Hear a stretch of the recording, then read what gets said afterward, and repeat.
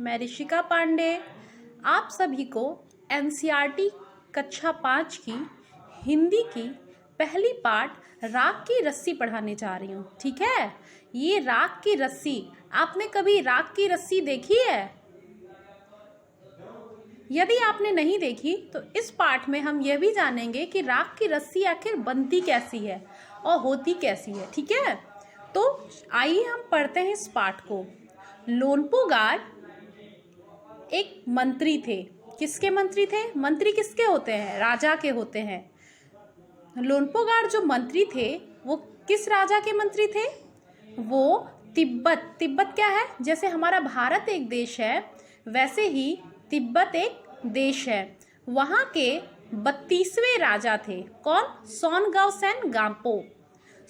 सेन गाम्पो जो राजा थे उन्हीं के मंत्री लोनपोगार थे। ठीक है, जो लोनपोगार थे यानी मंत्री जी जो थे वो बहुत ही चालाक थे और हाजिर जवाब थे। जैसे अकबर के मंत्री कौन थे? बिरबल थे ना, बहुत चतुर चालाक थे, वो भी बहुत हाजिर जवाबी थे। उसी प्रकार लोनपोगार जो थे वो राजा सोनगाव सेनगाम्पो के मंत्री थे और वे बहुत ही चालाक और हाजिर जवाब थे और इसी कारण से वो दूर दूर तक मशहूर थे। उन्हें उनके इन्हीं विशेषताओं की वजह से उन्हें दूर दूर तक जाना जाता था। कोई उनके सामने टिक नहीं पाता था क्योंकि कब क्या बोलना है यह उन्हें बड़े अच्छे से आता था। उनकी जिंदगी जो थी वो चैन से चल रही थी, मगर उनके लिए बस एक ही चिंता का विषय बना था। वो चिंता का विषय था उनका बेटा।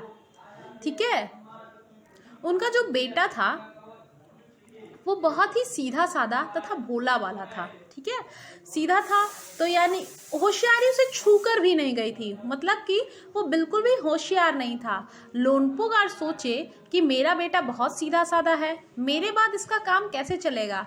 मतलब अभी तो सीधा साधा है, मैं तो अभी कमा के रख दूंगा इसके लिए, मगर आगे अगर इसे जरूरत पड़ेगी तो ये कैसे कमाएगा? और फिर लोग इसे आसानी से मूर्ख बनाकर इसके पैसे, इसके सामान सब ले सकते हैं। ठीक है, एक दिन लोनपोगार अपने बेटे को 100 भेड़ देते हैं और कहते हैं तुम इन्हें लेकर शहर चले जाओ, मगर ध्यान रहे तुम इसको ना ही मारोगे और ना ही बेचोगे, इसे वापस लाना, वो भी 100 भेड़ों को भी वापस लाना, साथ में 100 जौ के बोरों के साथ। ठीक है, उनका बेटा कहता है ठीक है, कहते हैं लेकिन एक बात ध्यान रहे, तुम यदि 100 भेड़ों तथा 100 जौ के बोरों के साथ वापस नहीं आए तो तुम्हें मैं घर में घुसने नहीं दूंगा। बेटा, जौ क्या होता है? जौ एक अनाज होता है। ठीक है, जैसे गेहूं, धान, अरहर ये सब अनाज होते हैं, वैसे ही जौ भी एक अनाज होता है जिससे हम रोटियां या फिर खाने में इसका उपयोग कर सकते हैं। ठीक है, इतना कहते ही जो मंत्री का बेटा था वो भेड़ों को लेकर शहर की तरफ चला गया। लोनपोगार का बेटा शहर तो पहुंच गया, लेकिन वो 100 बोरे जो जौ के थे वो खरीदे कैसे? उसके पास ना ही पैसे थे। फिर ये तो उसके लिए बड़ी समस्या थी। वो सोचने लगा और सोचते सोचते परेशान होकर सड़क के किनारे बैठ गया, मगर उसे कोई भी हल नहीं समझ में आ रहा था। हल मतलब बेटा पता है क्या होता है? कोई भी मतलब सूझ उसे समझ नहीं आ रही थी कि वो क्या करे। ठीक है, उसे सूझ नहीं आ रही थी कि वो क्या करे, बहुत दुखी था। तब तक उसके सामने एक लड़की आके खड़ी हो गई और बोली, क्या बात है, तुम इतने दुखी क्यों हो? लोनपोगार के बेटे ने अपना हाल सुनाया। उसने बताया कि ऐसा ऐसा मेरे पिताजी ने बोला है। तो लड़की बोली, अरे तो इसमें दुखी होने की कौन सी बात है, मैं इसका हल निकाल देती हूँ। इतना कहकर लड़की ने भेड़ों के बाल उतार दिए और उन्हें बाजार में बेच दिया। बेटा पता है ना कि भेड़ जो होती हैं उनके बालों से क्या बनता है? ऊन बनता है, और उस ऊन से हम स्वेटर, गर्म करने वाले कपड़े बनाते हैं जिन्हें हम ठंडियों में पहनते हैं।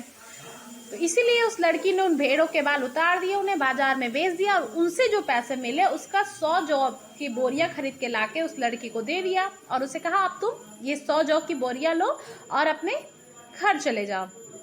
लोनपोगार का जो बेटा था उसको लगा कि उसके पिताजी बहुत खुश होंगे, मगर जब उसने जाके अपने घर पे सारी बातें बताई तो कुछ उसके पिता ने जवाब नहीं दिया। वो उठकर अपने कमरे से बाहर चले गए। दूसरे दिन वो अपने बेटे को बुलाकर कहे कि मैं तुम्हारे पिछली बार के बाल काटने से भेड़ों से मैं बिल्कुल भी खुश नहीं हूँ, ठीक है। मुझे ये आइडिया पसंद नहीं आया, मुझे ये तरीका पसंद नहीं आया। अब तुम दोबारा उन्हीं भेड़ों को लेकर जाओ और उनके साथ 100 जौ बोरे ही लेकर लौटना। अब उनका बेटा जाता है, सोचता है इस बार तो मैं बाल भी नहीं बेच सकता क्योंकि बाल तो अभी कल ही काटे थे। अब फिर वो निराश हो गया और जाके शहर में उसी जगह पर बैठ गया और सोचा कि आज भी वो लड़की जरूर आएगी। और कुछ ऐसा ही हुआ। लड़की जो रहती है वो आती है और बोलती है अब आज तुम्हें क्या हुआ। जो लड़का रहता है वो बोलता है कि मेरे पिताजी ने बोला है कि तुम इन्हीं 100 भेड़ों को लेकर जाओ और 100 जौ की बोरी लाना, और ना ही तुम्हें इन भेड़ों को मारना है ना ही बेचना है। तो कहती है बस इतनी सी बात, इसमें तुम परेशान क्यों हो गए। कोई बात नहीं। वो लड़की आती है और भेड़ों के सींगों को काट देती है और उनको काटकर बाजार में बेच देती है। बाजार में बेचने पर उसे 100 जौ की बोरी खरीद लेती है और लोनपोगार के बेटे को दे देती है और कहती है जाओ अब तुम इन्हें घर लेकर जाओ। भेड़ और 100 बोरे जो थे जौ के, उनको लेते हुए वो जाता है और अपने पिताजी को दे देता है और मतलब एकदम खुश होकर कहता है कि देखिए पिताजी, उस लड़की ने मेरी आज भी मदद की है।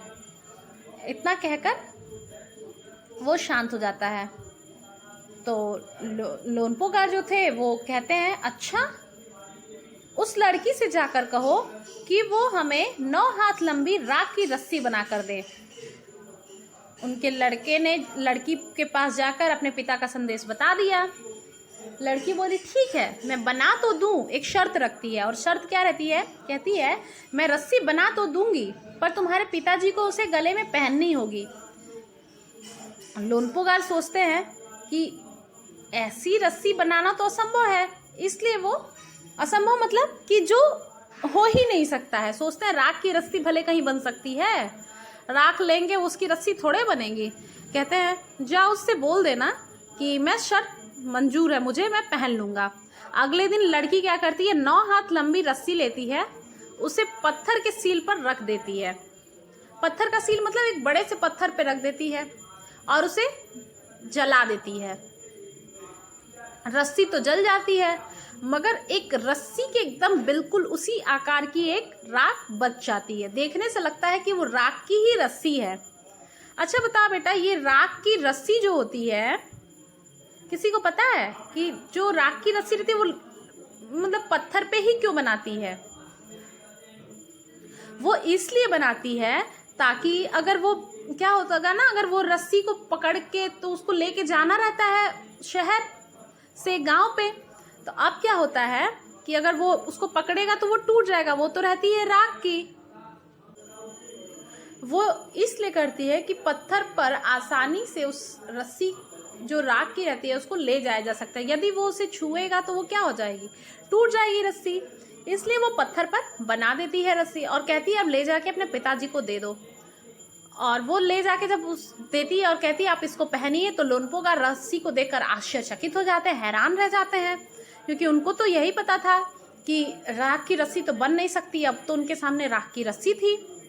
अब उसे गले में तो पहनना दूर, अब उसको उठाना भी मुश्किल था, क्योंकि जब भी वो उसको हाथ लगाते वो क्या होती, टूट जाती। लड़की की समझदारी को देखते हुए बहुत खुश हो गए और उस लड़की के समझदारी के सामने उनकी जो चालाकी थी वो क्या हो गई, धरी की धरी रह गई। आज तक समझते थे मैं ही बहुत चालाक हूँ, बट उनसे भी चालाक वो लड़की निकली। तो बिना वक्त गवाए जो लोनपोगार थे वो अपने बेटे की शादी उस लड़की के सामने कहते हैं कि मेरी बेटे से तुम शादी कर लो। उसका प्रस्ताव रख देते हैं लड़की के सामने अपने बेटे की शादी के लिए। लड़की मान जाती है और धूमधाम से उन दोनों की शादी हो जाती है। ठीक है, समझ में आया? इसलिए हमें कभी भी हार नहीं माननी चाहिए, हमें निरंतर प्रयास करते रहना चाहिए और कोई भी मुश्किल, कोई भी काम कठिन नहीं होता है। यदि हम अपने बुद्धि का थोड़ा सा उपयोग करें और सकारात्मक तरीके से काम करें तो कोई भी काम हम आसानी से कर सकते हैं। अब आप जान गए ना राख की रस्सी कैसे बनती है। अपने बड़ों की मदद से आप भी कभी जरूर कोशिश करिएगा राख की रस्सी बनाने में। Good day class.